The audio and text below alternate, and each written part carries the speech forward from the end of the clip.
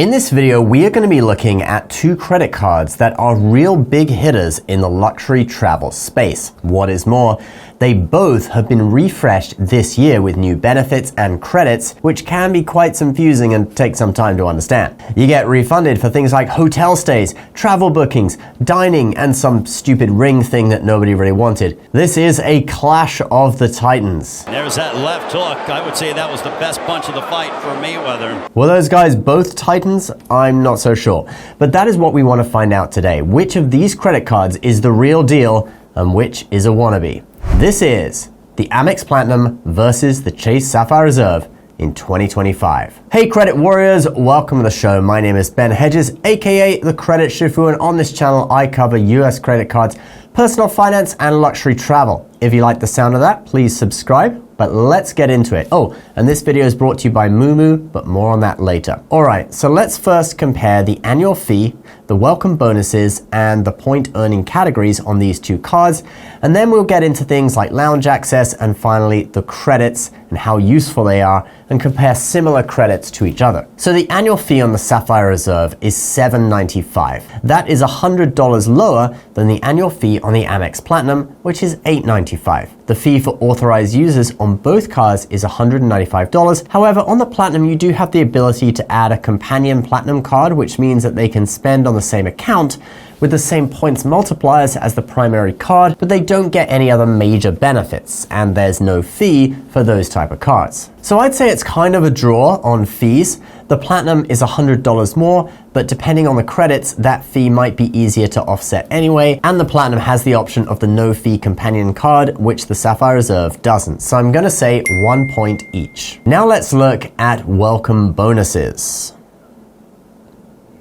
Now, the Sapphire Reserve is really easy. It's just 125,000 points for spending $6,000 in 3 months. Nice and simple. Using a points guy valuation, it is 2.05 cents per point for Chase points and 2 cents per point for Amex. So they're very close in value, but we'll use that valuation, which means that the bonus on the Chase card is worth $2,562.50. Getting that value is not guaranteed, of course. You may be below that or you may be above. It all depends on how you redeem the points, whether you transfer them to airlines, use them through the portal, business class, economy class, whatever, but that's going to be the average. All right, let's now look at the Platinum. This one is kind of complex. There's actually a lot of different bonuses. With Amex, never go with the first bonus you see, okay? This is normally going to be the lowest, which in this case is going to be 80,000 points for spending $8,000 in 3 months. But there are other better offers out there. The most common one is this one, up to 175,000 points for spending $8,000 in 3 months. Basically, you apply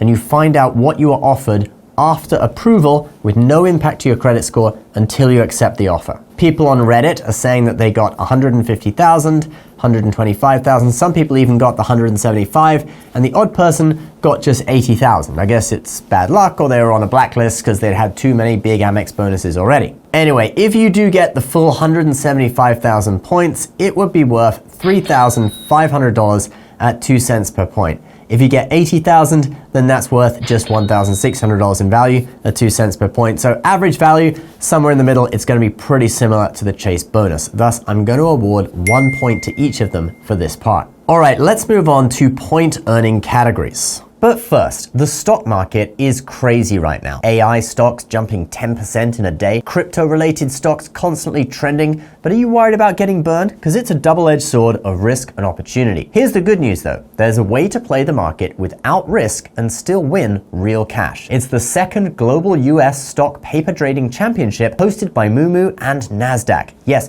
NASDAQ, the one with the giant screens in Times Square. What's awesome about this contest is that you're trading with real market data, but it's all virtual money, so there's no risk. Yet the prizes are real. There's a $200,000 prize pool up for grabs. And if you make it to the global top 3, you can each win up to $10,000 plus a custom NASDAQ trophy and even a chance to see your name on the NASDAQ screen. On top of that, Moomoo accounts, the ones that use real money, let you trade US stocks, crypto, and options all in one place. Fees are super low.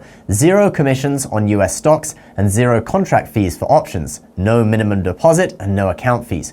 So once you know what you're doing with paper trading, you can start your investing journey. New accounts can earn up to $1,000 in Nvidia stock depending on deposit. Idle cash can make 8.1% APY, and transferring from other brokerages can get you up to $600 in cash back. My followers get extra perks for joining the championship.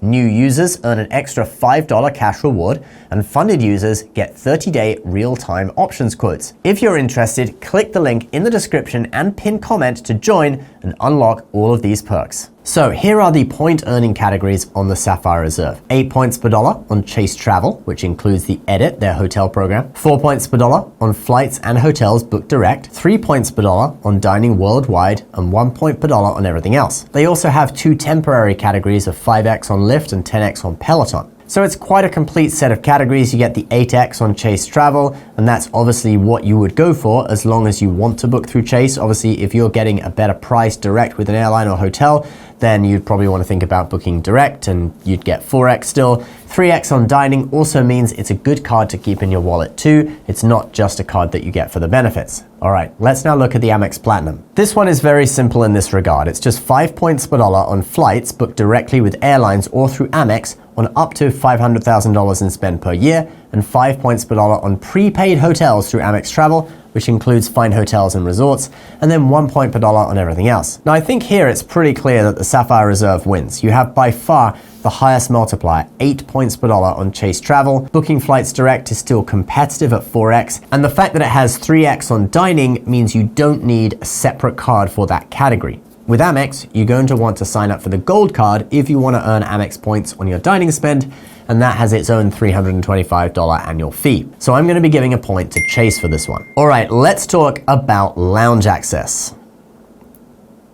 So both cards offer unlimited Priority Pass access and their own lounge network. If you don't know what Priority Pass is, it's a lounge program that many US credit cards offer. It gives you access to over 1,800 lounges and experiences like spas, and it would cost $469 if you were to actually pay for it, but most people don't. They get it through their credit card, at least in the US. Priority Pass lounges can be great, or they can be so-so and sometimes overcrowded. But the good thing is there are so many of them, most airports are pretty much guaranteed to have one. Then on the Platinum, in addition to that, you get Amex Centurion lounges, which are Amex's own lounges, and there are like 16 of them now, with more coming soon. Then there are others like the Escape Lounge, Delta Sky Clubs when you're flying Delta, Lufthansa, and Plaza Premium. I found the Delta Sky Clubs to be really useful. They're high quality. You are limited on the number of visits to 10 per year, but I think that's going to be enough for most people. You can also use the airline incidental fee credit to pay for guests that you bring in. So what does Chase offer on the Reserve? Well, like we said, they do offer Priority Pass, but on top of that, they offer access to Chase's own Sapphire lounges. There are 7 of these lounges that are actually open right now, and 3 coming soon. I haven't been to one, but I do understand that they're really good, probably on par with the Centurion Lounge. But because there are only 7 versus 16 Centurion lounges, and a load of other lounges like Delta that you can access with Amex, I think I'm going to have to award the point for this section to the Amex Platinum. So we're back up to a draw, 3-3. All right, let's move on to our final section, looking at all of the credits. And I would like to say this is the most crucial, since this determines whether you can earn back that annual fee or not.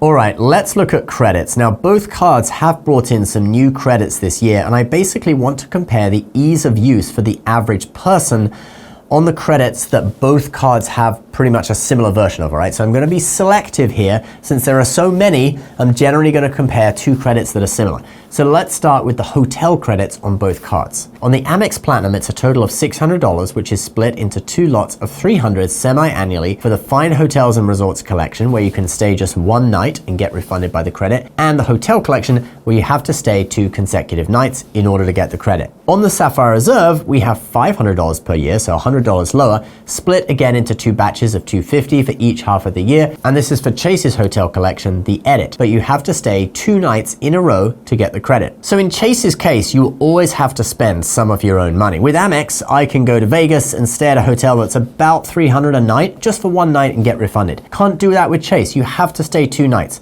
And so even if you found a hotel for say $250 a night, which is unlikely, you still need to pay for that second night. There's less choice too. Chase has about 1,000 properties in the edit. Amex has over 1,800 in fine hotels and resorts, and even more if you include the hotel collection. So I would say that Amex comes out on top with the hotel credit. Then what about the dining credit that both cards have? Now, there is a $400 per year Resi credit on the Amex card, $100 per quarter for Resi restaurants, of which there are 20,000 of them in the US. On the Reserve, we have a $300 dining credit, $150 per half year for Sapphire Reserve exclusive tables, which, guess how many there are? 10,000? Nope. Lower. 5,000? Nope. 1,000? Nope. Even lower. 300. Sounds like the name of a movie, which is insane when you compare it with Amex. So much more chance that I'm going to be able to use the Amex Resi credit than the Chase credit. Now, the travel credit on the Chase card is easier to use, okay? $300 back on all travel compared to $200 on incidental charges on the airline of your choice. So that is one area where Chase does do better. But from what I've seen, the biggest credits on the Amex Platinum card make way more sense. They have more options for you to use them, and the terms aren't as restrictive. Now, I know it's early for Chase, more restaurants and more hotels will probably be added, but as of now, 2025, I think the Amex credits are better. So I'm going to award a point to Amex for this one, which brings us to 3, 4. And those are all the categories done. So the Amex Platinum is the winner, and in my opinion, a better card as of October 2025. And that's why I have it and not the Sapphire Reserve. I canceled the Reserve about 3 years ago. But hey, it may make more sense for you to get the Reserve depending on what your local airport is, if there's a Sapphire Lounge there, or, just other spending habits. So do your own research and see what would work out better for you. If you are interested in either card, I'll put referral links to them down below. You'll be able to get that 175,000 point bonus from Amex, or up to that amount, depending on what you're offered. See what you're targeted with. And don't forget to sign up for Moomoo, which will be the first link in the description section below. You can get up to $1,000 worth of free NVIDIA stock and 8.1% APY on your uninvested cash. Check it out. Thanks for watching. Please subscribe if you're new. We'll see you next time. Bye-bye.